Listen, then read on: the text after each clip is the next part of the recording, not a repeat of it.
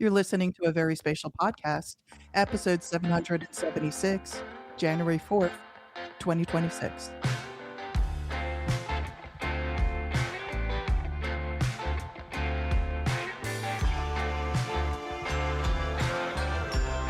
Hello and welcome to our Very Spatial podcast. I'm Jesse.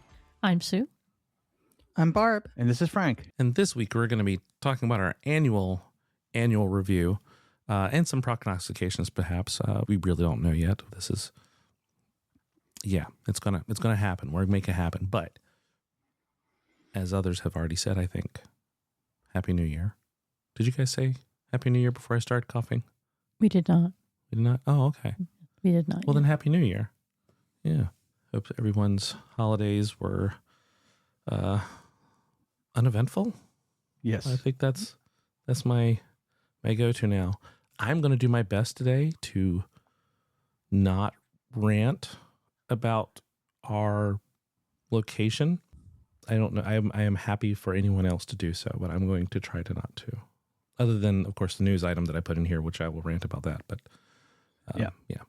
There may be ranting. There may be. Just be aware. So with that, then on to the news. The FCC, the Federal Communications Commissions in the United States, has essentially banned all new non-U.S. drones and significant drone parts, which is curious because even those drones that are made in the U.S. include many significant parts that are made abroad to make them cost effective. And so that is what we're going into at this point is if you have a drone, you're good. If you are a person who has been sourcing completely USA made drones, Skydio, things like that, you're probably okay. I'm sure they have suppliers that are in the US. The FCC will give them the go ahead anyway, because of course they're a US based company, so they'll get the approval. It started as the DJI ban that we may have mentioned one or two times before. Now it's just overall anything made outside of the US is circumspect, and the document itself that provides reasoning for this and such is circumspect in its reasoning, saying that these are devices that have been used heavily in localized guerrilla warfare. They didn't use that word. They used terrorist activities and things like that. Ones made in the U.S. can just as easily be used for these use cases. So, a lot of the things in here, they are giving as reasonings why they are pushing out or stopping all further approvals for future non-U.S. made UAS devices and parts. I don't know. I question, but when does this take effect? I'm trying to. I think it may have, or like immediate or something. No, I think it was the first of the year. Yeah. Gotcha. Okay. So we're recording this on the 4th, so it would have taken effect 3 days ago. What you can't see, given this is an audio format, is the heavy air quotes that are necessary around reasoning. As Jesse pointed out, it doesn't make a lot of sense, but the interesting thing here to me, and from a geography standpoint, is I don't think we in the United States appreciate the supply chains and all those things that go into making a piece of anything.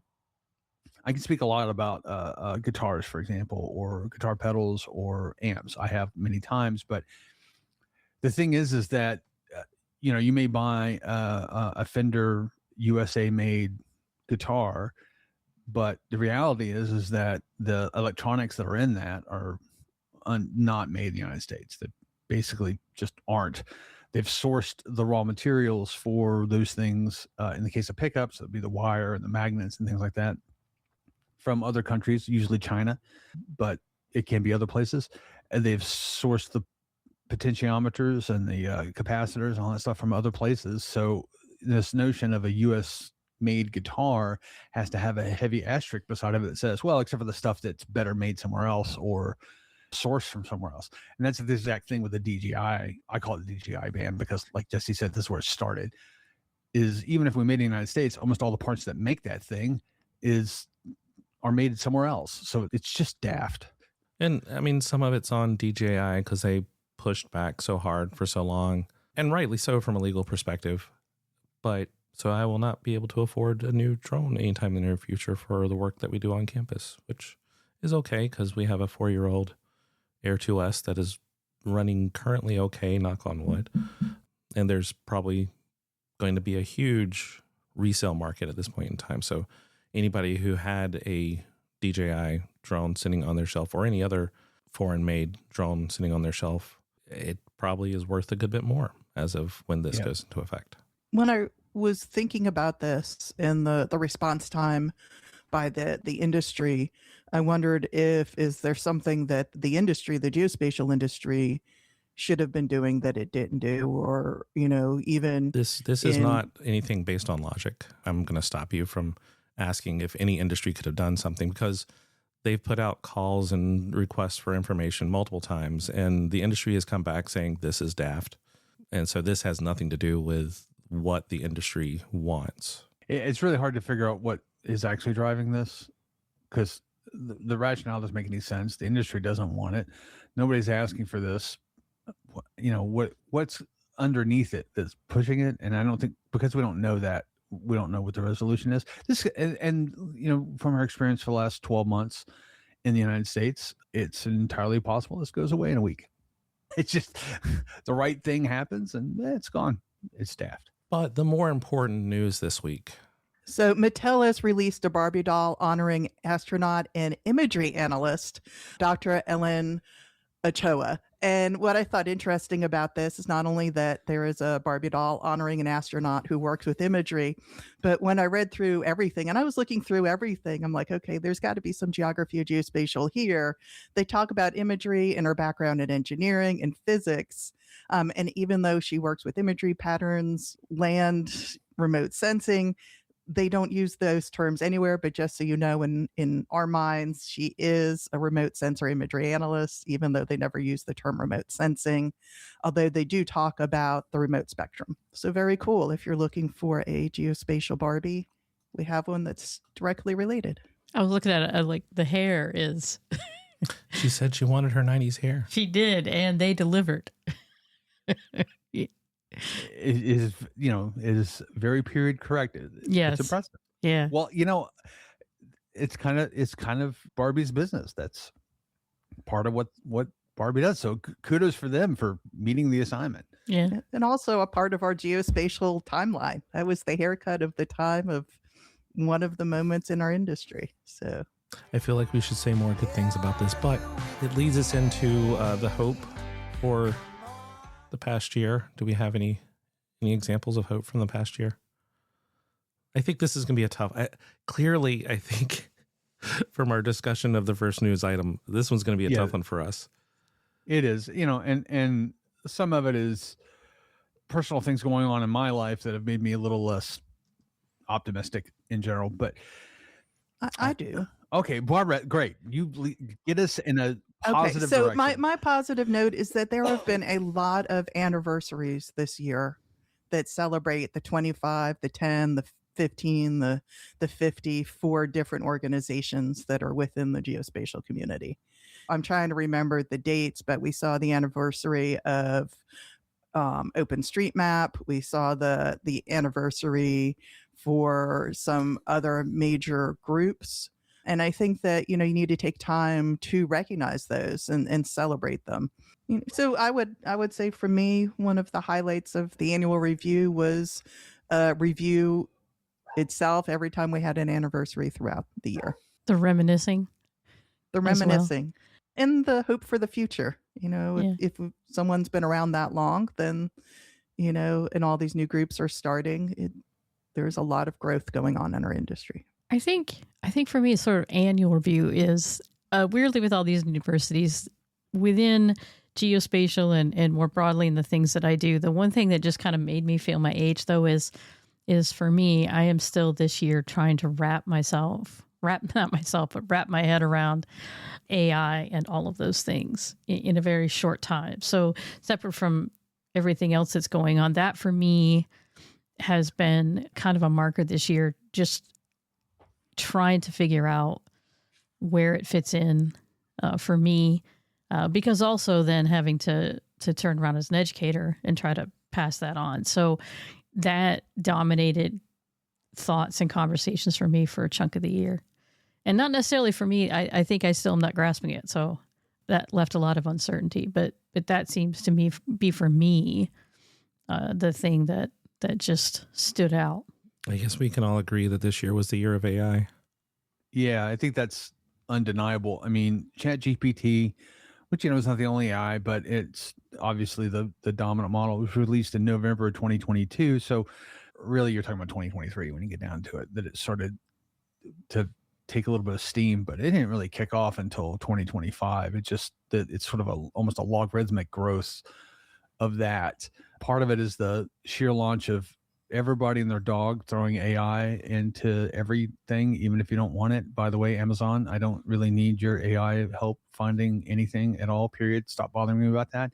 But it has been a very disruptive in both all the positive and negative senses of the word technology. And I think it's a tool set that is going to be incredibly powerful moving forward for everyone in almost every area of work once we understand how to use the tool.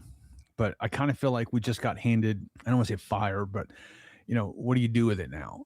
So that's kind of where we're at. I think we were handed a hose on full blast, and everybody's just like, where do I point this thing? And they think they need to point it everywhere, but they need to aim it at the fire, not at everything. So it's to just tweak your analogy or metaphor or whatever it was a little bit.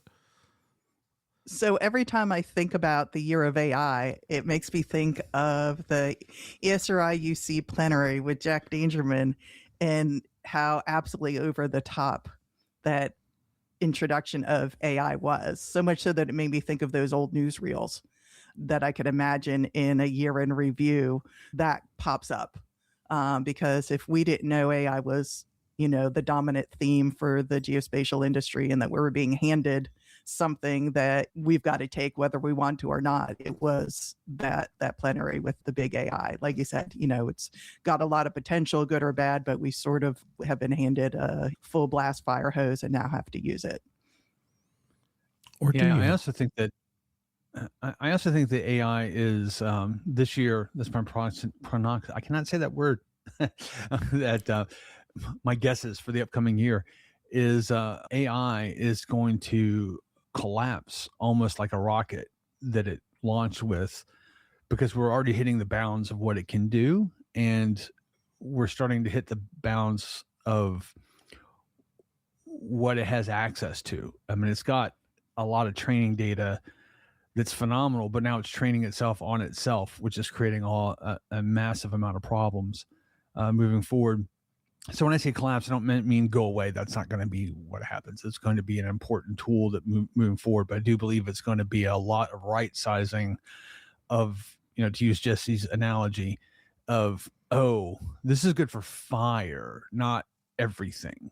So we'll start to figure out how to use this tool more effectively in our world, not just geospatial, but our world in general.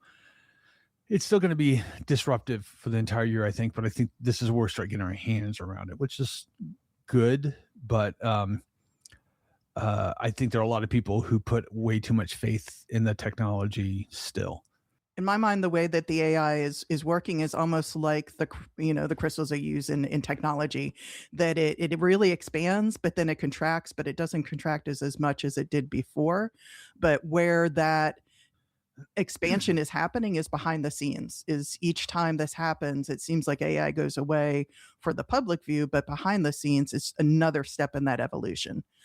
So I think that this is, like Frank said, going to be something that it seems like all of a sudden it just went away and it failed. But no, it didn't fail. It just we've moved a little bit, and now we need to go back so that we can meet what our dreams were for it, that we didn't have the space or the knowledge or the technology to do yet. So each time AI grows to meet our needs. Oh, I thought was that the end of his sentence? That was. Oh, yep. Okay. Seemed like it was middle.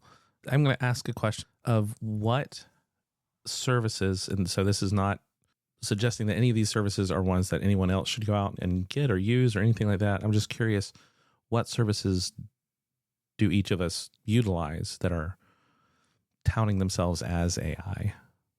Which at this point in time, you can go and talk about smart toilets and, they're advertised as AI at this point. So that's not a fair statement. Which ones do you see as AI that you're using and subscribing to?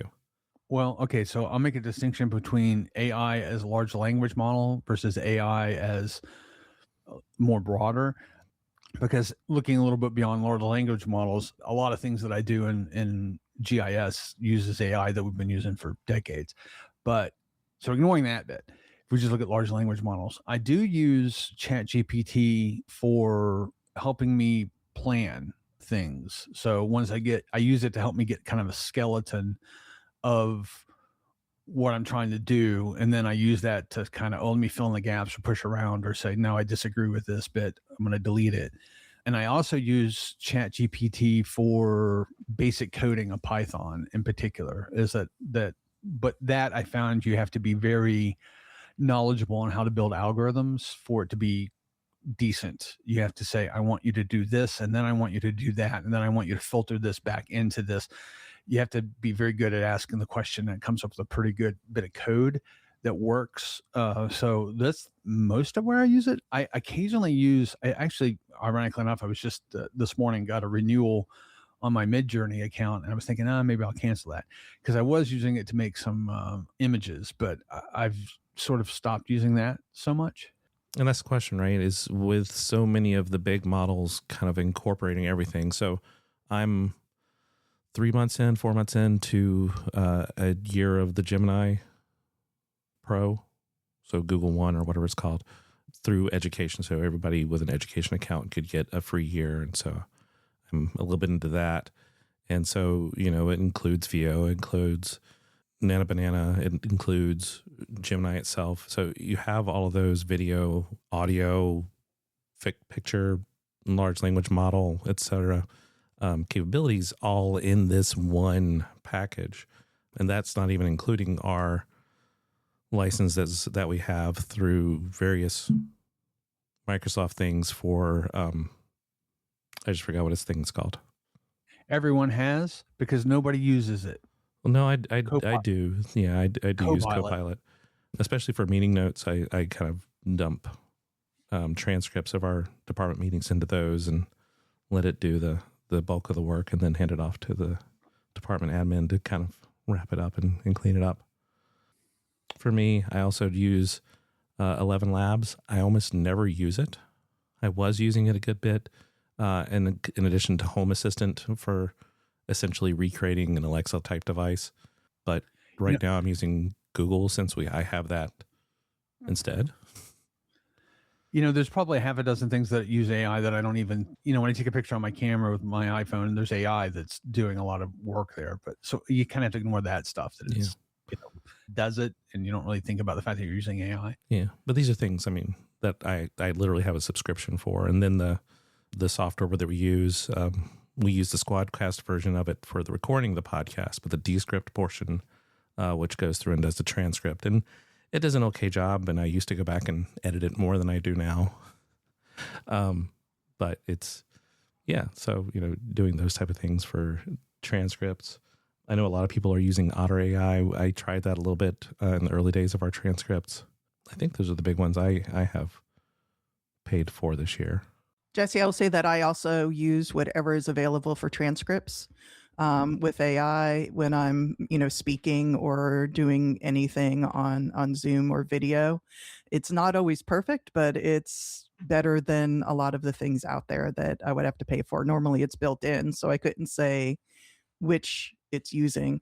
The other large language model I use is I pay for the pro version of ChatGPT, because I went to a session at the AAG where they talked about using it to help with basically using ESRI and the training on ESRI, that it helps you when you reach those points where, even though they're very detailed in their instructions, it seems like something's missing, to sort of fill in the gaps or give you the terms you should be looking for. So that's something I started to use after that session, and it's one of the few things I continue to do. Everything else I sort of used because it was fun or interesting to try it, and none of it really sticks in my mind. So it must not have been, that revelatory. I guess I should point out that I got onto the beta for Esri either late November or early December, so I just haven't had a chance to get into it too much. But yeah, it's kind of like it's there. It helps me with the help documents. Well, I will round out by saying I have no paid AI. And like Frank, I was using some tools. I think I even used ChatGPT. I tried a couple to help me out with some C# code. But the code that I needed was so specific that it actually just gave me 15 instructions and then a small snippet of code. I'm like, I literally already wrote that part. What I need to know is the other part. The other part to connect it into the rest of the project with the right variables and all that, because something's not. I came to it because something wasn't working. So I found that to be very frustrating. I know some people like do that. And once ChatGPT, I on occasion will use to summarize something for me. But once I see the mistakes in it, I generally don't use it that much. So another part of my struggle is trying to figure out, because I am working with a younger generation who is using it a lot. And so my skepticism is a bit of a barrier there. So it's kind of a mix though, right? Because I have classes where we have the conversation about, how are you using AI? And the majority of the class is like anti, because they're like, it's taking our jobs. I'm not using it. Whenever I do use it, it's giving me crap. So, and then I have another class that'll come in and be, it's like, it's the most wonderful thing ever. So it's a weird mix of how they're using it. And we're going to have to redo a bunch of our classes this summer to deal with it, because what we're getting is AI responses the majority of the time. They just take the prompt and copy and paste it in ChatGPT or whatever and get back. And then they just, give you 4 paragraphs of stuff. You're like, well, 1, I didn't ask for that much. And 2, this is clearly AI. It's clearly you didn't write that. Yeah. I'm not into training the AI for somebody else. Yeah. Well, it's the thing that, okay, you gave me that answer. It is an answer to something, but it doesn't actually answer what I asked, actually. Yeah. Particularly, a lot of ours are reflections. What's your point of view? Well, here's a ChatGPT blah. And it's like, that's cool. That's exactly the concept we're talking about. Now, what's your point of view? That's the part that they're not. Yeah. I have a reflection on AI that comes from like doing an annual review. And I feel like this is something, again, that we don't talk a lot about in the profession enough. But I found that a lot of the people I see using AI are people in the situation of being geospatial professionals who are just overwhelmed.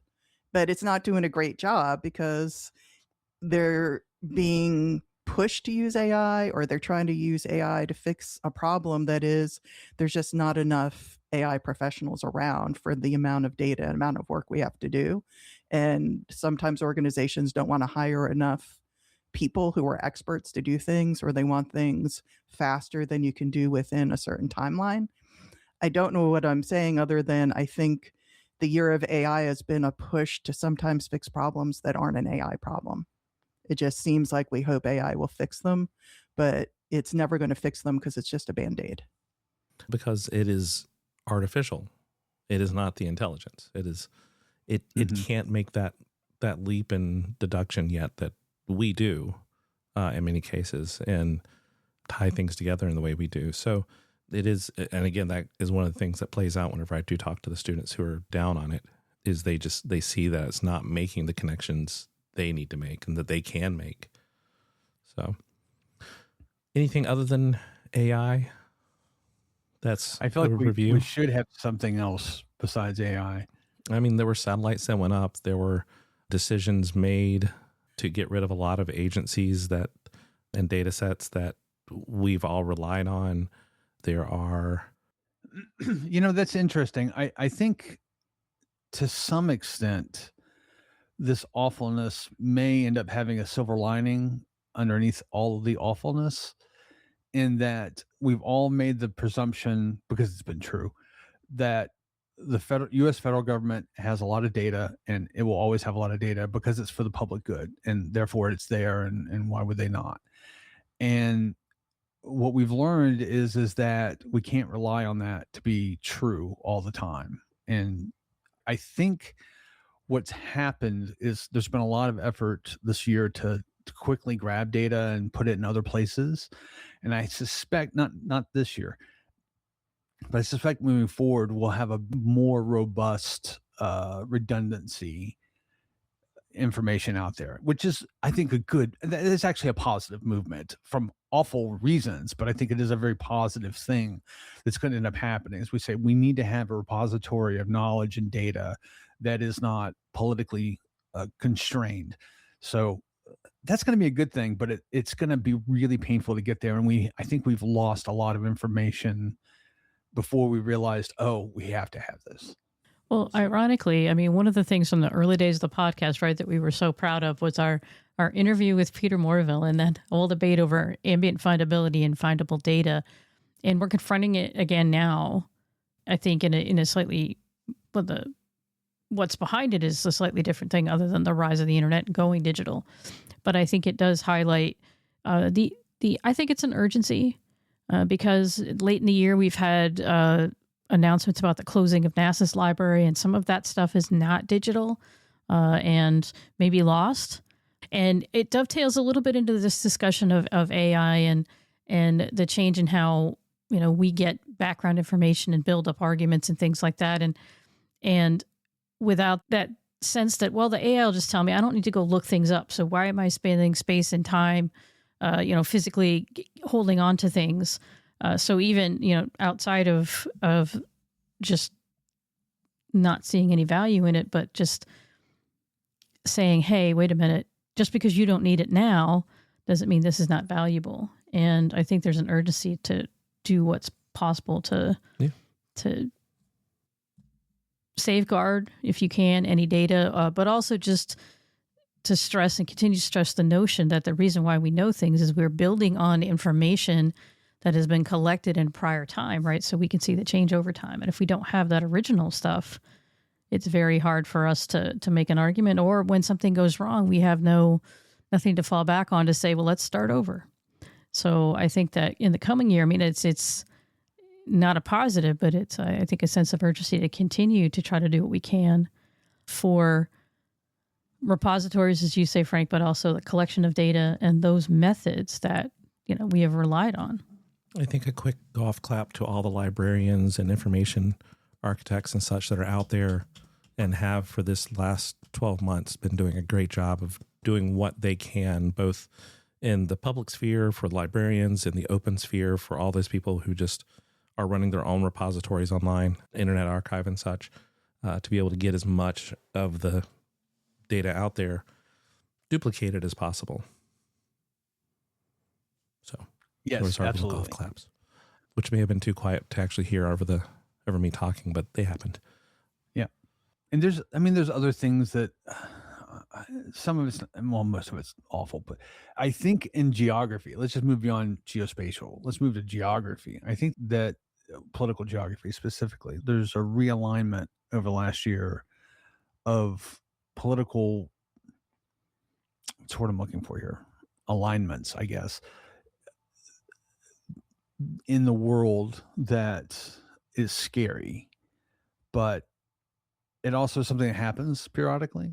And maybe this is just the period that it happens. It's yet to be determined whether this is a weird bubble that goes away or if this is a realignment to say, okay, we need to think about the world a little differently than we did 10 years ago or 20 years ago or 50 years ago. And it's an interesting movement. If you're looking at it dispassionately as an academic, it's petrifying for me, at least as a person who's living through it, but it is kind of interesting on a political geography side of things. And I think that that's going to continue to be worked out this year.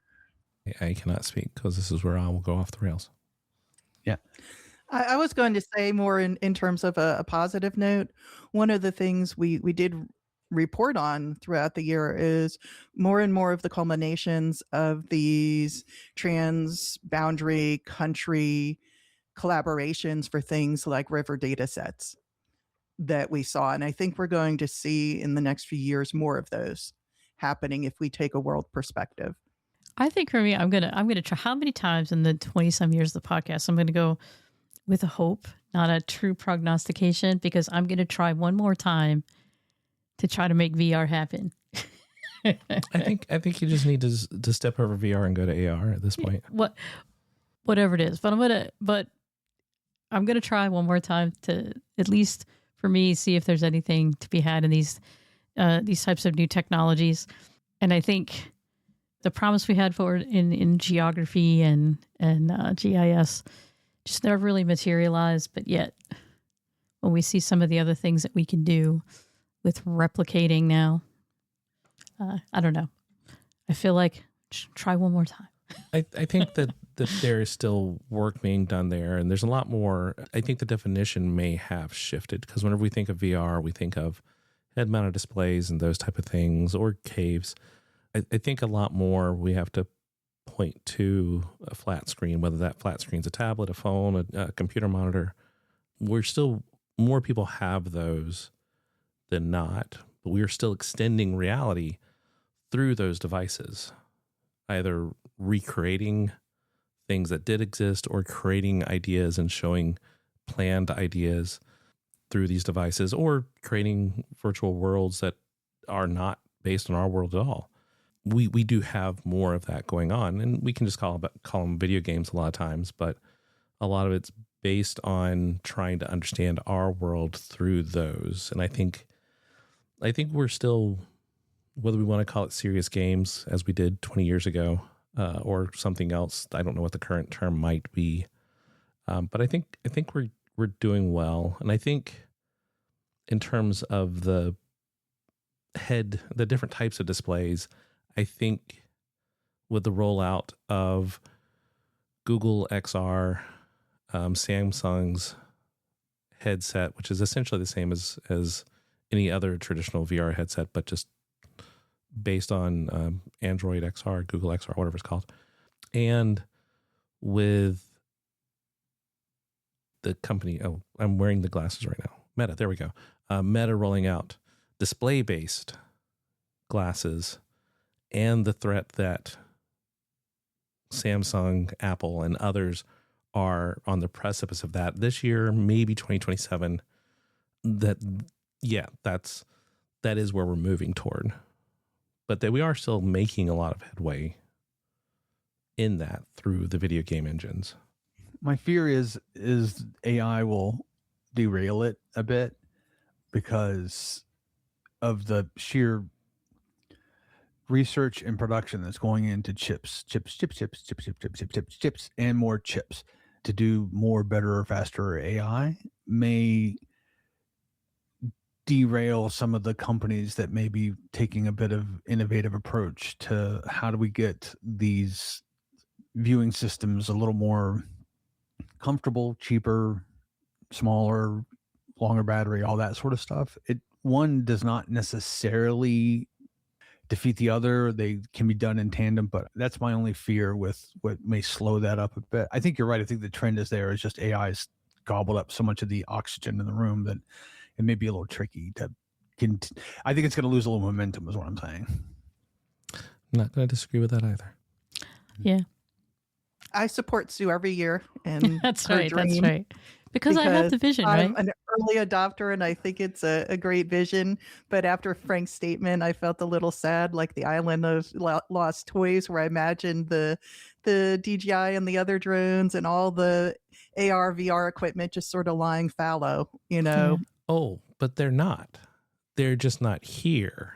Yeah. So all these things are moving forward in every other country. Yeah. That is part of that is true. I mean, when I saw the Mocopi, so this is just the strap-on motion capture and stuff. Like all this stuff is actually doable.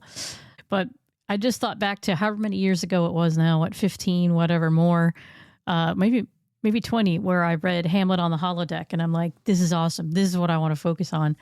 And the dream remains partially realized. So I will look forward with hope that maybe this year. And who was the author of that?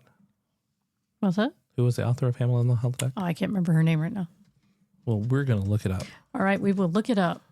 Because Janet Murray. There you go. Janet H. Murray. I would have been so wrong. So that was Yeah, I couldn't published in think of her name. 97. I think you probably didn't read it until the mid 2000s. So yeah, probably was about 20 Yeah, years so ago. I didn't read it when it first came out. I didn't come to it till a number of years later. But yeah, so go out and take a look at it if the you dream remains. if you want to see Sue's dream. Yeah, I'm chipping away at it though. You and many, many others. Yes. We will continue through the year to have hopefully good news and insights or something at least to talk about on the podcast. I don't know. We'll keep going, I guess, because we're at what 20.5 at this point. Yeah. I want to congratulate Jesse on meeting his goal for this podcast of not devolving into grumbling. Well, Good I on mean, you. again, the first news item, it was. I mean, it had to, that required it, but everything else, I'm very proud of you. You were given many opportunities. That ball was teed up a lot for you to, take a swing, and you didn't. Good on you. You're the bigger man. The worst part is Sue can go at it so much harder than I can. Yeah. And so I think she needs to be recognized in the fact that she didn't take any of those either. It's very difficult I'm for people sitting to here. understand this. You can't see me, but I literally have my hands clenched together for the whole time. You say it's very difficult for people listening to the podcast to understand when we're on video doing a conference call recording this, and we can see each other, but even from here I can sense that there's an ebb of in the just coming over the digital airwaves. So it's impressive the both of you did constrain yourself. Actually, all of us constrained Yes, I was ourselves. going to say, and right back at you, as it were. But that's this year. We do want to talk about events. So check out events, including, to talk about tying these things together, digital cultural heritage in the era of AI and extended reality. This is part of the Eureka 3D events in the EU, and specifically part of the Eureka 3D XR series that's going on. And this is kind of near the end of it in May 26th in Cyprus. That's kind of one of the last events before that section of Eureka 3D wraps up in July, I think. So if you want to have an idea, get an idea of what's been going on as part of this focus on AI and extended reality for digital cultural heritage, this would be an event to go to. And of course, just check out Eureka 3D in general to find out all the great work they've been working on over the last, 5-6 years, if not more. National Endowment for the Humanities, it has a 250 Years of Teaching with Maps Summer Institute, the July 13th through 31st in Chicago, Illinois, and applications are due by March 6th. If you don't know, the America 250 planning has been going on for the past 5 years. This looks like an awesome opportunity. I know I've attended some of the sessions of the plannings for different institutes, and a lot of work has gone into putting this together. That's hosted by the Newberry Library in Chicago, and it has 28 miles of shelving. That's impressive. This looks like a really cool event. I wish I could go.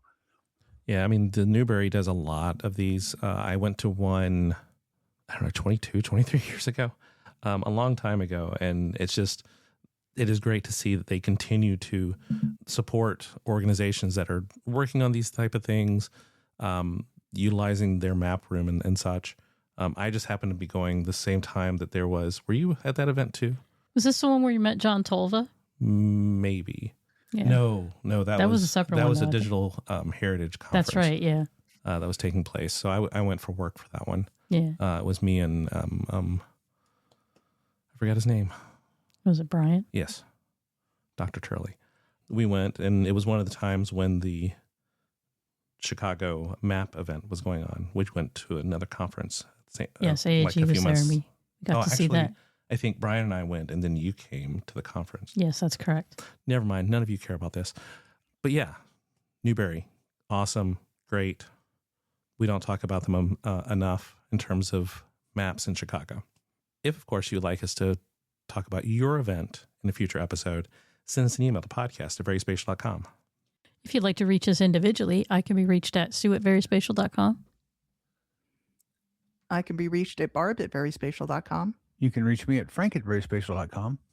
And I'm available at Kinda Spatial. And of course, if you'd like to find all of our contact information, it's available at veryspatial.com/contacts. As always, We're the folks from VerySpatial. Thanks for listening. And we'll see you in a couple weeks.